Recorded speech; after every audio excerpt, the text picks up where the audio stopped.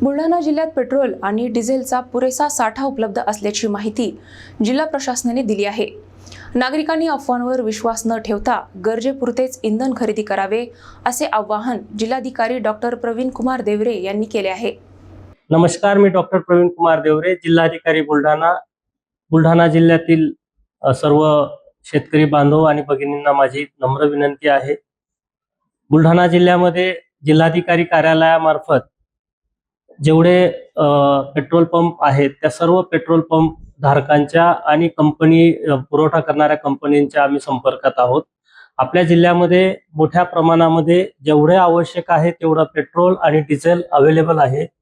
कालच आम्ही माननीय पालकमंत्री महोदयांच्या मार्गदर्शनाखाली एक प्रेस नोट इश्यू केली होती। त्या प्रेस नोट मध्ये सुद्धा आम्ही सांगितलं की आपल्या जिल्ह्यामध्ये 1,40,000 लिटर पेट्रोल आणि 2,47,000 डिझेल एवढं उपलब्ध आहे आणि हे वारंवार जसजशी आवश्यकता असेल तसे कंपनी डिझेल आणि पेट्रोलचा पुरवठा करायला तयार आहे।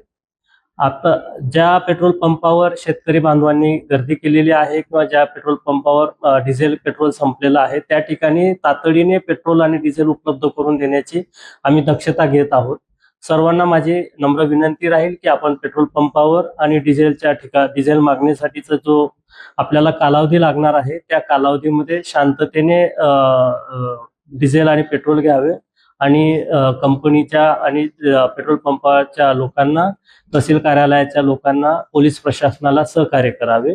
डिझेल आणि पेट्रोलची आपल्याकडे कमतरता नाही, त्यामुळे डिझेल आणि पेट्रोलची कमतरता असल्याचा गैरसमजामुळे आपण त्या ठिकाणी मोठ्या प्रमाणामध्ये आवश्यकतेपेक्षा जास्त पेट्रोल आणि डिझेलची मागणी करत असतात।